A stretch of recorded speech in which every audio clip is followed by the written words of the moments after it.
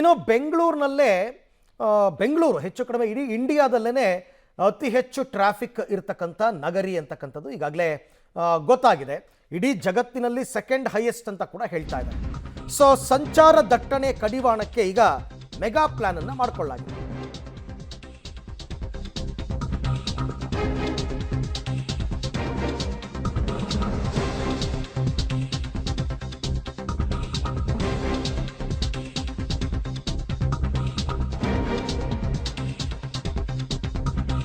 So traffic ಕುಖ್ಯಾತಿಗೆ ಪಾತ್ರವಾಗಿದೆ ಬೆಂಗಳೂರು ನಗರ. ಸಂಚಾರ ದಟ್ಟಣೆ ಕಡಿವಾಣಕ್ಕೆ ಈಗ ಮೆಗಾ ಪ್ಲಾನ್ ಅನ್ನು ಮಾಡಲಾಗ್ತಾ ಇದೆ. ಹಾಗಾಗಿ ಮತ್ತೆ ಜಾರಿಯಾಗುತ್ತಾ ಕಾರ್ ಪೂಲಿಂಗ್, ಅಂದರೆ ಒಂದೇ ಕಂಪನಿಯ 3-4 ಜನ ಸೇರಿಕೊಂಡು ಒಂದು ಕಾರ್ನಲ್ಲಿ ಹೋಗ್ತಕ್ಕಂಥದ್ದು, ವರ್ಕ್ ಫ್ರಮ್ ಹೋಮ್ ದಟ್ಟಣೆಯನ್ನು ತಡೆಗಟ್ಟೋದಕ್ಕೆ IT-BT ಕಂಪನಿಗಳ ಜೊತೆ ಪೊಲೀಸ್ ಇಲಾಖೆ ಸಭೆಯನ್ನು ಮಾಡ್ತಾ ಇದ್ದಾರೆ. ಬೆಂಗಳೂರು ನಗರ ಆಯುಕ್ತ ಮತ್ತು ಜಂಟಿ ಟ್ರಾಫಿಕ್ ಕಮಿಷನರ್ ನೇತೃತ್ವದಲ್ಲಿ ಸಭೆಯನ್ನು ಮಾಡಲಾಗ್ತಾ ಇದೆ. ಸಭೆಯ ಬಳಿಕ IT-BT ಕಂಪನಿಗಳಿಗೆ ಹಲವು ನಿಯಮವನ್ನು ಜಾರಿಗೆ ತರುವ ಸಾಧ್ಯತೆ ಇದೆ. ಆ್ಯಕ್ಚುಲಿ ಮೊದಲೆಲ್ಲ IT-BT ಕಂಪನಿಯ ವರ್ಕರ್ಸು ನೀವು ಪಬ್ಲಿಕ್ ಟ್ರಾನ್ಸ್ಪೋರ್ಟಲ್ಲಿ ಓಡಾಡಿ ಅಂತ ಒಂದು ಸಲಹೆಯನ್ನು ಕೊಟ್ಟಿದ್ರು. ಅದು ಯಾಕೋ ಅದಕ್ಕೆ ಅಷ್ಟೊಂದು ಒಳ್ಳೆ ರೆಸ್ಪಾನ್ಸ್ ಬಂದಂಗೆ ಕಾಣಿಸ್ತಾ ಇಲ್ಲ. ಹಾಗಾಗಿ ಈಗ ಕಾರ್ ಪೂಲಿಂಗ್ ಮಾಡ್ಕೊಳ್ಳಿ, ಆಮೇಲೆ ವರ್ಕ್ ಫ್ರಮ್ ಹೋಮ್ ಮಾಡಿ, ಸಾಧ್ಯವಾದಷ್ಟು ಮನೆಯಿಂದಲೇ ಕೆಲಸ ಮಾಡಿ ಅನ್ನೋದು ಈಗ ಸದ್ಯದ ಸಲಹೆ. IT-BT ಕಂಪನಿಗಳ ಜೊತೆ ಪೊಲೀಸ್ ಇಲಾಖೆ ಮಾತಾಡುತ್ತಂತೆ. ಹಾಗಾದರೆ ಏನು ಹೊಸ ರೂಲ್ಸು ನೋಡ್ಬೋಣ. 500ಕ್ಕಿಂತ ಹೆಚ್ಚು ಉದ್ಯೋಗಿಗಳಿರುವ ಕಂಪನಿಗಳಲ್ಲಿ ವೆಹಿಕಲ್ ಬಳಕೆ ಕಡಿಮೆ ಮಾಡೋದಕ್ಕೆ ಚಿಂತನೆ ನಡೀತಾ ಇದೆ. 500ಕ್ಕಿಂತ ಜಾಸ್ತಿ ಸಿಬ್ಬಂದಿ ಇರತಕ್ಕಂಥ ಕಂಪನಿ. ಔಟರ್ ರಿಂಗ್ ರೋಡ್ನಲ್ಲಿ 500ಕ್ಕಿಂತ ಹೆಚ್ಚು ಎಂಪ್ಲಾಯಿ ಇರುವ 250 ಕಂಪನಿಗಳಿದೆಯಂತೆ. ಈ ಬೆಳ್ಳಂದೂರು ಈ ಕಡೆ ಈ 250 ಕಂಪನಿಗಳ ವೆಹಿಕಲ್ ಓಡಾಟ ಕಡಿಮೆ ಆದರೆ ಕೊಂಚ ಟ್ರಾಫಿಕ್ ನಿಯಂತ್ರಣಕ್ಕೆ ಬರುತ್ತೆ. ವಾರದಲ್ಲಿ 1 ದಿನ ವರ್ಕ್ ಫ್ರಮ್ ಹೋಮ್ ನೀಡೋದಕ್ಕೆ IT-BT ಕಂಪನಿಗಳಿಗೆ ಮನವಿಯನ್ನು ಮಾಡಿಕೊಳ್ಳಲಾಗತ್ತೆ. 1 ದಿನ ಕಾರ್ ಫ್ರೀ ಡೇ ಅಂತ, ಕಾರ್ ಬಿಟ್ಟು ಹೋಗೋದು ಅಂತ, 1 ದಿನ ಕಾರು ಬೇಡ ಅನ್ನೋ ನಿರ್ಧಾರ. ಕಾರ್ ಪೂಲಿಂಗ್ ಆರಂಭವಾದ ಬಗ್ಗೆ ಕಂಪನಿಗೆ ಮನವಿ ಮಾಡಿ ಬಸ್ ಪೊಲೀಸಿಂಗ್ ಬಗ್ಗೆ ಚಿಂತನೆಯನ್ನು ಕೂಡ, ಬಸ್ ಪೂಲಿಂಗ್ ಅಂದರೆ ಪಬ್ಲಿಕ್ ಟ್ರಾನ್ಸ್ಪೋರ್ಟಲ್ಲಿ ಓಡಾಡೋದು ಅಂತ.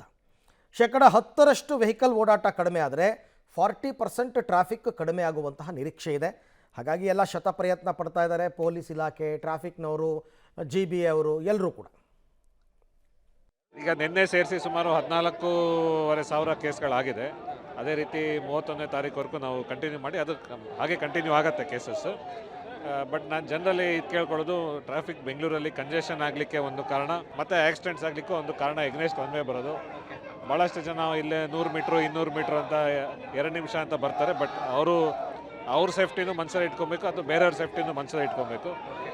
ಟ್ರಾಫಿಕ್ ರೂಲ್ಸ್ನ ಪಾಲನೆ ಮಾಡಬೇಕಂತ ನಾವು ಕೇಳ್ತೀವಿ. ಇದಕ್ಕೆ ನಾವು ಕಂಟಿನ್ಯೂಸ್ ಮಾಡ್ಕೊಂಡು ಹೋಗ್ತೀವಿ. ಸ್ಪೆಷಲ್ ಡ್ರೈವ್ ಆಗಿ 31ನೇ ತಾರೀಕುವರೆಗೂ ಮಾಡ್ತೀವಿ. ಅದಾದ ನಂತರ ನಾವು ನಮಗೆ ವಿಸಿಬಲ್ ಅಫೆನ್ಸಲ್ಲಿ ಕಂಡ್ರೆ ನಾವು ಕೇಸ್ ಮಾಡ್ತೀವಿ. ಈಗ ಟ್ರಾಫಿಕ್ ನಾವು ಕಮ್ಮಿ ಮಾಡಬೇಕು ಅಂದರೆ ಬೇಸಿಕ್ಲಿ ವೆಹಿಕಲರ್ ಪಾಪ್ಯುಲೇಷನ್ ಭಾಳ ಇದೆ ಬೆಂಗಳೂರು ಸಿಟಿಯಲ್ಲಿ.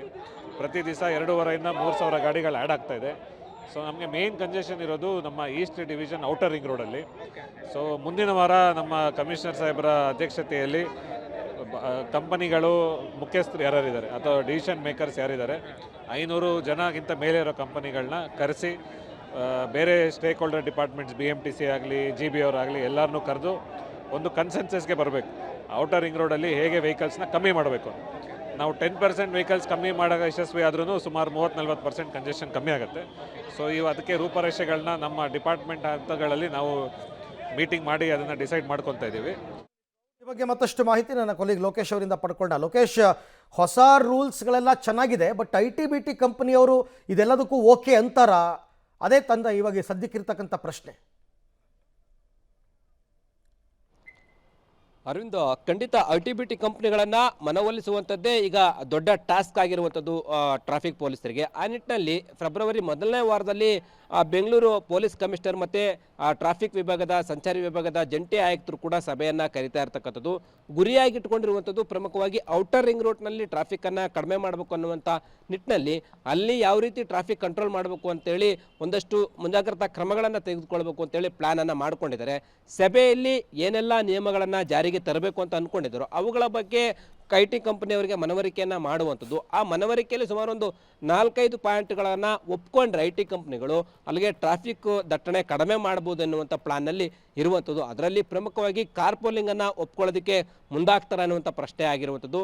ಅದರ ಜೊತೆಗೆ ವಾರದಲ್ಲಿ 1 ದಿನ ವರ್ಕ್ ಫ್ರಮ್ ಹೋಮನ್ನು ಘೋಷಣೆ ಮಾಡಿ ಅಂತೇಳಿ ಕೂಡ ಮನವಿಯನ್ನು ಮಾಡ್ತಾ ಇದ್ದಾರೆ. ಅದನ್ನು ಹೊರತುಪಡಿಸಿದ್ರೆ ಕಾರ್ ಫ್ರೀ ಡೇ ಅಂತಲೂ ಕೂಡ ಜಾರಿಗೆ ತನ್ನಿ ಅಂತೇಳಿ ಹೇಳ್ತಾ ಇರುವಂಥದ್ದು. ಇವೆಲ್ಲ ನಿಯಮಗಳನ್ನು ಅವ್ರು ಜಾರಿ ಮಾಡ್ತಾರೆ ಅನ್ನುವಂಥದ್ದು. ಪ್ರಮುಖವಾಗಿ 500ಕ್ಕಿಂತ ಹೆಚ್ಚು ಎಂಪ್ಲಾಯ್ ಇರ್ತಕ್ಕಂಥ ಕಂಪ್ನಿಗಳು 250 ಇದ್ದಾವೆ. ಅವುಗಳು ವೆಹಿಕಲ್ ಬಳಕೆಯನ್ನು ಕಡಿಮೆ ಮಾಡಿದ್ರೆ ಟ್ರಾಫಿಕ್ ಪ್ರಮಾಣ ಕಡಿಮೆ ಆಗುತ್ತೆ ಅನ್ನುವಂಥದ್ದು. ಈಗೇನು 2ನೇ ಸಿಟಿ ಟ್ರಾಫಿಕ್ ಸಿಟಿ ಅಂತೇಳಿ ಖ್ಯಾತಿ ಪಡ್ಕೊಂಡಿದೆ, ಅದರಿಂದ ಹಣಪಟ್ಟಿಯಿಂದ ಹೊರಬರಲಿಕ್ಕೆ ಈಗ ಸಾಕಷ್ಟು ಪ್ರಯತ್ನಗಳನ್ನು ಆಗ್ತಾ ಇರ್ತಕ್ಕಂಥದ್ದು. ಸರ್ಕಾರ ನಗರಾಭಿವೃದ್ಧಿ ಇಲಾಖೆ ಖುದ್ದು ಪೊಲೀಸರಿಗೆ ಒಂದಿಷ್ಟು ಇನ್ಸ್ಟ್ರಕ್ಷನ್ ಮತ್ತು GBA ಮುಖ್ಯ ಆಯುಕ್ತರು ಕೂಡ ಇನ್ಸ್ಟ್ರಕ್ಷನ್ ಕೊಟ್ಟಿದ್ದಾರೆ. ಟ್ರಾಫಿಕ್ ಕಡಿಮೆ ಮಾಡಲಿಕ್ಕೆ ಯಾವ ರೀತಿ ಮುಂಜಾಗ್ರತಾ ಕ್ರಮಗಳನ್ನು ತೆಗೆದುಕೊಳ್ಳಿ ಅಂತೇಳಿ ITBT ಕಂಪನಿಯವರ ಜೊತೆ ಫೆಬ್ರವರಿ 1ನೇ ವಾರದಲ್ಲಿ ಸಮನ್ವಯ ಸಮಿತಿ ಸಭೆಯನ್ನು ಕೂಡ ಮಾಡ್ತಾರೆ. ಆ ಸಭೆಯಲ್ಲಿ ಏನು ನಿರ್ಣಯ ಆಗುತ್ತೆ, ITBT ಕಂಪನಿಯವರು ಯಾವೆಲ್ಲ ನಿಯಮಗಳಿಗೆ ಒಪ್ತಾರೆ, ಟ್ರಾಫಿಕ್ ನಿಯಂತ್ರಣಕ್ಕೆ ಏನು ನಿಯಮ ಜಾರಿ ಆಗುತ್ತೆ ಅನ್ನೋದನ್ನು ಕಾದು ನೋಡಬೇಕಾಗಿರುವಂಥದ್ದು. ಅರವಿಂದ್, ಹಾಗೆ ಸಂಪರ್ಕದಲ್ಲಿರಿ ಲೋಕೇಶ್, ಮತ್ತೆ ನಿಮ್ಮ ಜೊತೆ ಮತ್ತೆ ಮಾತನಾಡ್ತೀನಿ. ಸೊ ಇವಾಗ ITBT ಕಂಪನಿಯವರ ಮನವೊಲಿಕೆ ಮಾಡಿ, ಯಾಕೆಂದರೆ ಮಾಡಿಕೊಂಡ್ರೆ ಅವ್ರಿಗೆ ಅನುಕೂಲ. ನಿಮಗೆ ಈಸ್ಟ್ ಝೋನ್ನಲ್ಲಿ ಇದರ ಎಫೆಕ್ಟ್ ಜಾಸ್ತಿ ಇದೆ, ಟ್ರಾಫಿಕ್ ಕಂಜೆಷನ್, ಬೆಳ್ಳಂದೂರು, ಮಹದೇವಪುರ, ದೊಮ್ಲೂರು ಆ ಭಾಗದಲ್ಲಿ. ಸೊ ಹಾಗಾಗಿ ನೋಡೋಣ ಇದು ಎಷ್ಟರ ಮಟ್ಟಿಗೆ ಯಶಸ್ವಿಯಾಗುತ್ತೆ ಅಂತ.